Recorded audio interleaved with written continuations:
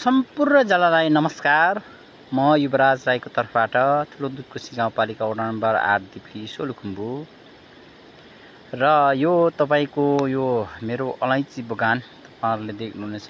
यो अलैँची टिपिरहेछौं तपाईहरुले यो तल फेदमा पुरै फलिरहेछ र अन्तिम लास्ट 1 महिनाको पिडी आज 28 दिन भयो यो अलैँची टिपाइ अभियान र हामी अलैँची टिप्ने अभियान चाहिँ अन्तिम ल्याइपुर्याएको छौं र तपाईहरुमा यो क्षेत्र देखिएको चाहिँ जहाँ पानीको मुहान छ, पानी पलाइरहेछ त्यहाँ चाहिँ अलैँची रोपेको छु र अलिक उच्च ठाउँमा चाहिँ मैले सुन्तला लगाएको छु। यही क्षेत्रमा तपाईहरु देख्नुहुनेछ यो क्षेत्र उ चाहिँ पुरै सुन्तला बगाइन्छ र तपाईहरुमा यो म बगैँचा तपाईहरुमा यो 20 वर्ष पिडी भइसकेको सुन्तलाको बोटहरु हुन्।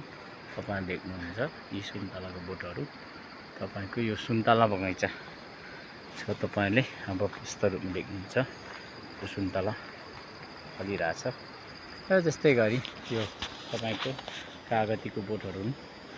त्यही भने तपाईहरुले यो एरिया भन्दा माथि चाहिँ सबै सुन्तला बगान छ। सुन्तला बगानको भन्दा माथि त्यस्तै गरी यो भन्दा तल चाहिँ जताततै अलिकति उच्च ठाउँमा चाहिँ तपाईको सुन्तला कागती रोपेको छु र अलिकति त्यही यो चिस्याउने ठाउँ पर्छ। यो कागती फलिरहेछ तपाईहरु देख्नुहुन्छ कागती यस्तो छ।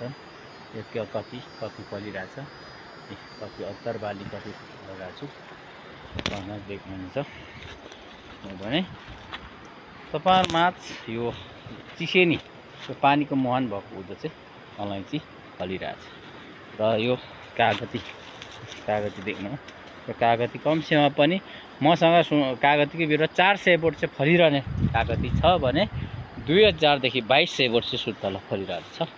तपाईहरुमा यो भन्न चाहन्छु यो सुन्तला बोटहरु र पानी भएको ठाउँमा मैले